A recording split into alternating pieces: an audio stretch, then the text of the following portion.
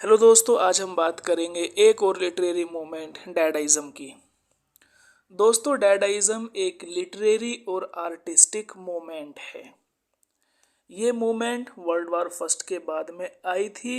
हम जानते हैं कि वर्ल्ड वार फर्स्ट के दौरान या वर्ल्ड वार फर्स्ट के बाद में ऐसी कई लिटरेरी और आर्टिस्टिक मूवमेंट हैं जो हम देख सकते हैं।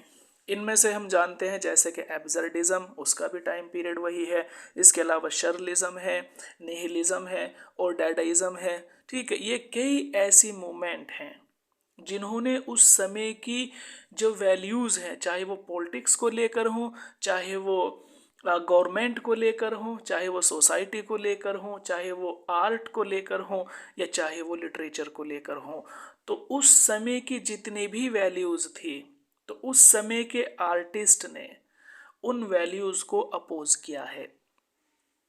सबके अपने अपने प्रिंसिपल्स हैं, जैसे कि एब्सर्डिज्म के प्रिंसिपल्स अलग हैं और सरलिज्म के अलग हैं, डैडाइज्म के अलग हैं, फ्यूचरिज्म के अलग हैं, लेकिन कहीं ना कहीं उनके अंदर एक सिमिलैरिटी देखने को मिलती है और वो सिमिलैरिटी है डाउट, शक।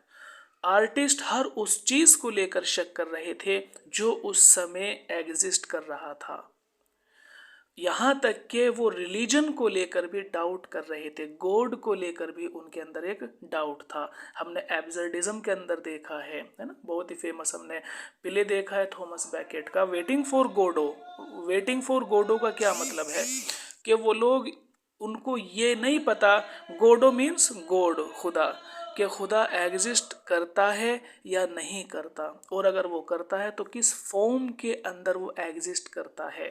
क्योंकि जो वर्ल्ड वार फर्स्ट के दौरान और वर्ल्ड वार फिर सेकंड हुई, करोड़ों लोग मर गए, तो जो एक वर्ल्ड ऑर्डर था वो पूरा का पूरा चेंज हो गया था।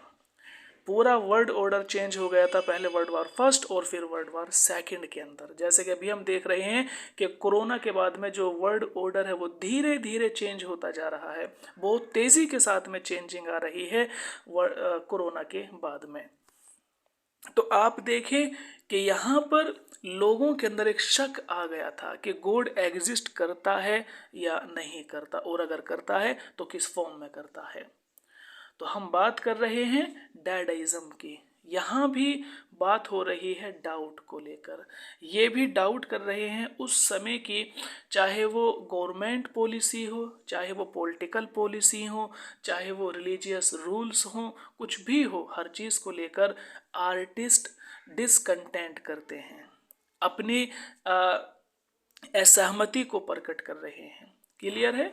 ये लोग, इनकी जब आप पोइट्री पढ़ेंगे, इनकी जब आप किसी आर्ट को देखेंगे, तो उसमें आप सेंसलेस को देखेंगे कि वो पूरी तरीके से सेंसलेस है, और ये रीज़न को, सेंस को, लॉजिक को, हर चीज़ को अपोज करते हैं। इन्होंने रिजेक्शन कर दिया, हर चीज़ को ये लोग रिजेक्ट कर रहे हैं, चाहे वो रीज़न हो, रीज़न को भी ये रिजेक्ट कर रहे हैं, लॉजिक को रिजेक्ट कर रहे हैं, सेंस को भी रिजेक्ट कर रहे हैं।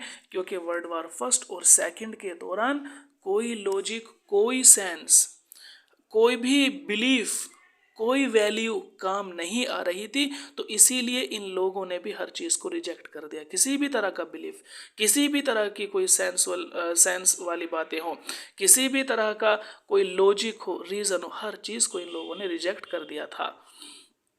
तो फिर ये बात किसकी कर रहे थे? इनके भी तो अपने प्रिंसिपल थे, इनके प्रिंसिपल थे, ये बात कर रहे थे आर्टिस्टिक फ्रीडम की। इन्होंने कहा था कि आर्ट को फ्री होना चाहिए हर रूल और रेगुलेशन से, हर चीज़ से आर्ट को फ्रीडम मिलनी चाहिए, वो फ्री होनी चाहिए। और दूसरा, इन्होंने फोकस किया था क्रिएटिविटी के ऊपर, कि जब हमारी आर्ट को हम फ्री कर देंगे तब उसके अंदर क्रिएटिविटी आएगी। अगर हम उसके अंदर रूल रेगुलेशन को लगाते रहेंगे तो उसके अंदर क्रिएटिविटी नहीं आएगी। डैडाइज्म के टर्म को मार्शल ड्यूकैम्प ने कोइन किया था। अगर इनकी पोइट्री की बात करें, इनके उन फीचर्स की बात करें जिसको ये लोग अपनी पोइट्री के अंदर, अपनी आर्ट के अंदर यूज़ करते थे, तो वो हैं ह्यूमर और विट। इन लोगों ने फोकस किया है ह्यूमर के ऊपर, विट के ऊपर ये फोकस करते थे और क्रिएटिविटी को एम्फेसाइज करते थे। ये क्रिएटिविटी के ऊपर फोकस करते थे और ये आर्टिस्टिक फ्रीडम के अंदर विश्वास करते थे, पूरी तरीके से आर्टिस्टिक फ्रीडम को चाहते थे और स्पॉन्टेनियस क्रिएशन।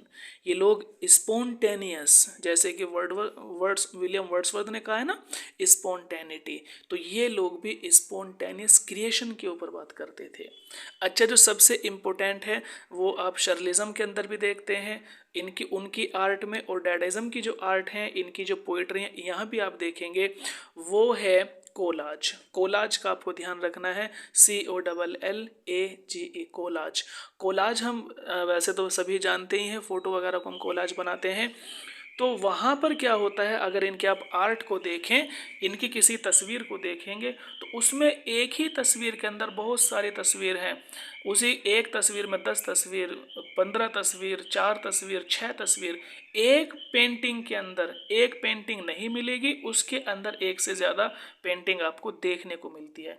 तो ये आर्टिस्ट कोलाज बनाते हैं, आँख किसी की ले ली, दांत किसी और किसी के ले लिए, बाल में कुछ और क्रिएट कर दिया। तो एक ही पेंटिंग के अंदर, एक ही आर्ट के अंदर ये कई चीज़ों को इकट्ठा कर देते हैं। कहते हैं कि ये ऐसा करते थे कि पेपर लिया, पेपर की कटिंग काट ली, उन पेपर की कटिंग को काट काट कर ये लोग एक कोलाज बनाते थे और उन्हीं कोलाज से ये पेंटिंग बनाया करते थे, है ना। ड्राइंग करनी है तो ड्राइंग का भी इनका यही तरीका था, पेंटिंग का यही तरीका था, पूरे पेपर की कटिंग निकाल निकाल कर उनकी एक तस्वीर बना देना, ये कोलाज है। इसी तरह आप पोइट्री को देखें, पोइट्री में भी यही हो रहा था कि ये कहीं से एक लाइन ले ली, कहीं से कोई 2 वर्ड ले लिए, कहीं से 3 लाइन ले ली, इस तरह से ये स्पॉन्टेनियस क्रिएशन कर रहे थे। पोइट्री के अंदर भी कोलाज करते थे, वर्ड्स का कोलाज करते थे, लाइंस का कोलाज करते थे, है ना। और ये एक तरह का मिक्सचर था, क्योंकि ये लोग बात किसकी कर रहे थे, फ्रीडम की, कि हम आज़ाद हैं, हम कैसे भी पेंटिंग बना सकते हैं, हम कैसे भी आर्ट बना सकते हैं, उसके अंदर सिर्फ क्रिएटिविटी होनी चाहिए। ठीक है, तो आप इसको समझ गए हैं। डैडाइज्म को बहुत ही आसान सा है ये, और आपस में सिमिलर भी रहते हैं, शर्लिज्म है, डैडाइज्म है, लेकिन फिर भी ध्यान रखें कि ये बात करते हैं फ्रीडम की, आर्टिस्टिक फ्रीडम की। ठीक है, मिलते हैं आपसे नेक्स्ट